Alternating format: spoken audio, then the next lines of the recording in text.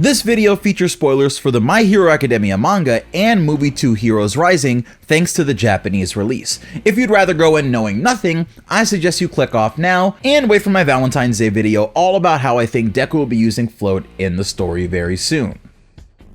Hey guys, it's Pineapple, and today I want to talk about something that stood out to me the moment that I heard about it, but I've been holding my tongue on talking about it until I had enough to really back up what I'm gonna propose. The title of this video is How Deku Already Activated Float, and I want you and the rest of the community to be the judges for yourselves. I teased this pretty hard on my Twitter at @VocalPineapple, so follow me there if you want teases about upcoming content and a bunch of other fun stuff. You guys can like the video if you find it interesting or agree with me, and don't be scared to subscribe and hit the bell icon to join my league of notifications. With that said, let's get to talking about this topic that I'm sure you're dying to hear about after the intro.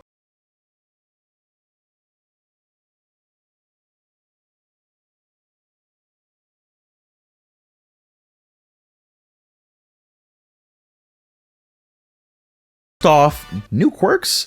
What's going on with Deku? Well, it's been explained that One For All was also storing the quirks of its previous users, placing them inside of a tiny core within the flames that empower the user. As the quirks leak out from the small core, they become available for Deku to activate depending on specific requirements. For Black Whip, Deku was angry and he was thinking of capturing Monoma during the joint training arc. This suggests that when the next quirk is ready to go, Deku will just have to meet the requirement of feelings and intent to match what's needed for the quirk to activate, and there you go, a new quirk acquired. It sounds easy, but there's an endless amount of scenarios that could trigger a new quirk's activation, so there's really no telling how or when a new one could appear. Like I've mentioned already, I do have a video on Valentine's describing my theory at least on how I think Deku's next quirk is going to get activated in the future, but I'm obviously going in a different direction in this video. So thanks to Deku unlocking new quirks, and All Might not really knowing enough about this to be of any use to Deku, All Might researches the previous users for Deku to get him information on their quirks. All Might's also doing this because he feels like Deku is sort of leaving him behind, but this is the sort of thing that feels like a final parting gift between a master and a student, which is kind of sad. Now, although All Might hands Deku a book full of information on the previous users, and it does contain information on users 4 through 7,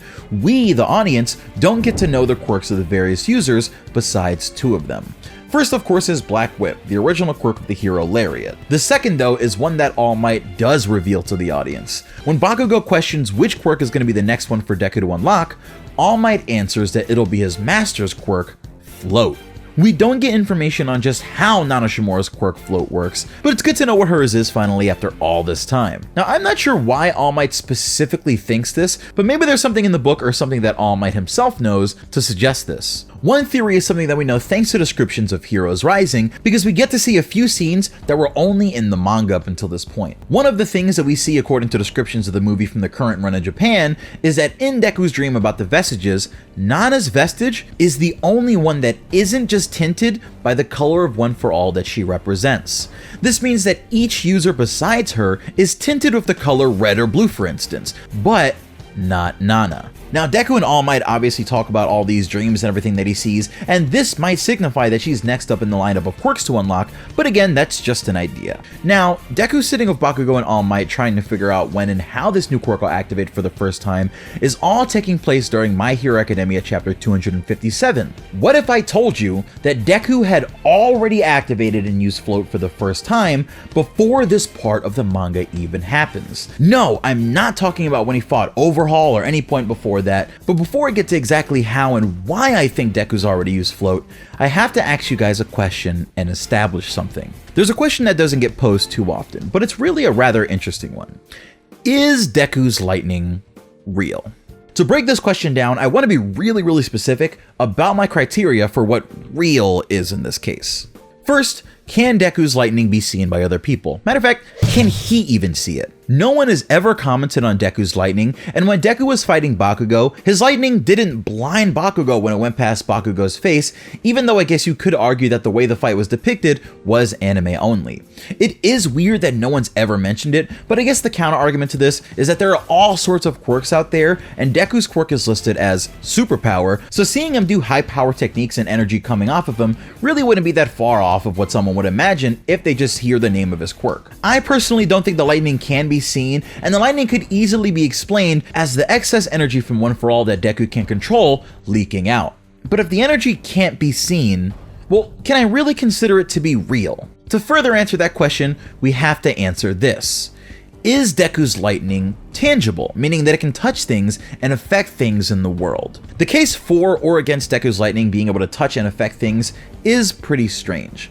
When Deku uses full cowling, it's not like energy sparks around and starts destroying things, and during the Bakugo vs Deku 2 fight, when the lightning surrounds Deku and even arcs off of Bakugo's face, it's not like Bakugo is burned by the energy or even shocked by it. Because of this, I don't think the lightning has the properties of real lightning or that it can shock things. But does that finally disprove the lightning being real at all? Is it purely a visual effect? I actually don't think so. But I do think that there is another solution for the dilemma here, and trust me, upon further research, it does become sort of a dilemma. When searching through the manga, I actually was able to find an instance where Deku's lightning was able to tangibly affect his surroundings, and that is after Deku's first dream with the vestiges. When Deku wakes up from his first vestige dream, he finds that his sheets in the immediate area around his bed are destroyed, or at the very least, very lightly scorched. There are singe marks and a wave pattern around the room, and tears all over Deku's sheets, and Deku's in the bed on his knees, looking at his hand as it's surrounded by his usual full cowling energy. The lightning subsides, but the one-for-all texture that Deku usually has in the manga is still there on his hand, reminding me of when the vestiges took control of Deku's arm during the sports festival to activate his quirk and wake him from Shinso's quirk. Here, I think it's the same, with the texture showing that his hand reacted to the dream with the vestiges. But regardless of that, thanks to the damage on his bed, could this be an example or even proof of Deku's energy being real? Well, at face value, yeah, it honestly seems so. But to me, this was just really confusing. Why is it that the lightning here seems to affect the space around it this time, but not usually? Is this Horikoshi messing up and retconning the rules of the lightning? Like, is it some kind of mistake? Let's clear that up, because I don't want people thinking that Horikoshi made some sort of mistake. If Deku's lightning is real, like this scene alone seems to suggest, then logically I think that would suggest that he has the ability to harness lightning and do things with it, like take control of its magnetic properties or even shock people. But do I think Deku's capable of doing any of that, even though the lightning does seem to be real in this specific instance? No. And it's because the example of Deku's lightning tearing up his room seems like a good one, but there's a thought that I had that does tear a few holes into that explanation, and I think it does provide a few more possible ones for why this time specifically was different. This dream and this weird, strange one-off electrical reaction happens right before Deku awakens Black Whip in the following joint training battles. In fact, if you remember, this is the same hand that Deku uses and accidentally awakens Black Whip with in the first place. Now, even though I think the lightning was the culprit in his room being destroyed, I don't think that Deku suddenly has a lightning quirk or that the properties of the lightning are suddenly different from now on. What I think is the lightning was actually trying to form itself into Black Whip for the very first time while Deku was dreaming. I've repeated how I don't think the lightning is visible and how I think it's a visual aid to show us the energy leaking off of Deku from using One For All. But I also think the lightning is a visual aid to show us how One For All's energy is being used. This would explain how the lightning that's never tangible is suddenly tangible and affecting Deku's surroundings while he's asleep. And it would also explain the pattern on Deku's hand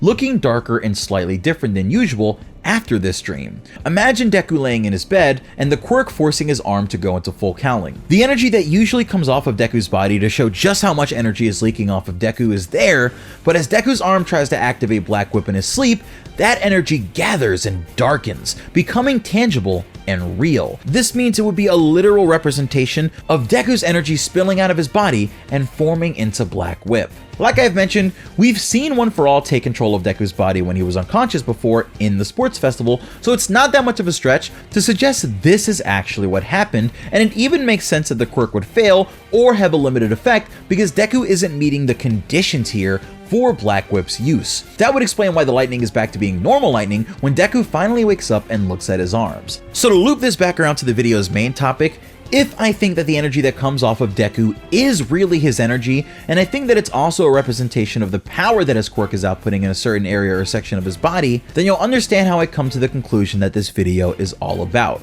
In My Hero Academia Heroes Rising, During the final battle, there's an incredibly interesting scene. Now, whether or not you believe the movie is canon is one thing, with many sources and fans explaining how it is, but still some sources trying to play it down as being filler. This moment definitely stands out as interesting when you consider the thought that Deku's next quirk is apparently gonna be float. In the movie, Deku has a scene where he floats a few inches off the ground and seems to actually hover and skate along the ground for a while. What's interesting about this is there's lightning spilling out of Deku from all over, but specifically, we see lightning coming from the bottom of Deku's boots and extending to the floor.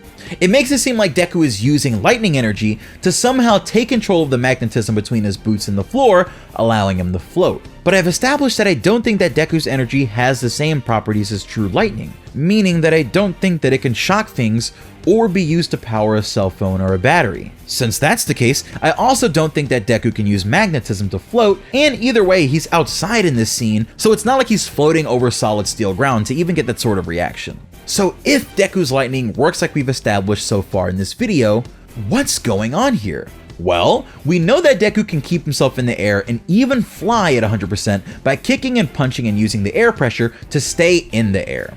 In this scene though, Deku smoothly skates like he's on a hoverboard and even gets into a pose before rocketing forward. So could it be that the visual aid of Deku's lightning coming from his feet to the ground is to show us that Deku is focusing One For All's energy into his feet, and the energy focus there is causing him to float, thus replicating Nana's float quirk? If so, this would be like Black Whip partially materializing in Deku's room when he was asleep, despite him not meeting the requirements to truly unlock it at that moment, like we theorized earlier in the video.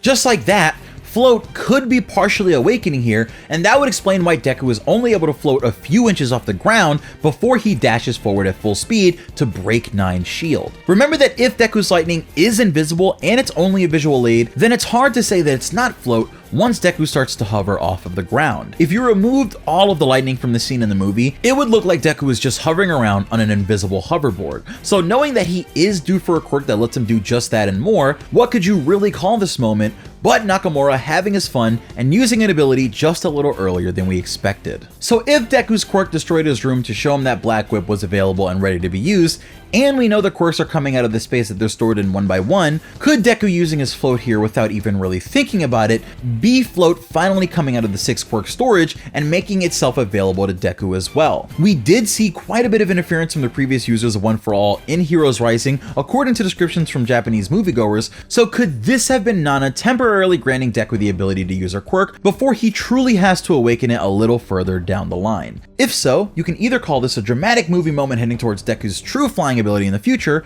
or this is exactly what All Might says, a miracle from One For All. What do you think? I've heard about the scene due to leaked descriptions, and I've only seen fragments of the scene thanks to clips that are online, but when you see the final scene, tell me if you think that Deku's using float there. Tickets should be available, so make sure you get yours now. Is Nakamura making use of Deku's lightning to show Deku unwittingly using a future quirk, or did Deku somehow just use air pressure extremely smoothly to not only skate and move over the air, but also literally come to a complete halt and skate into place for a shoot-style tornado? Let's talk about it in the comment section below. This is Pineapple. I love you guys. Peace.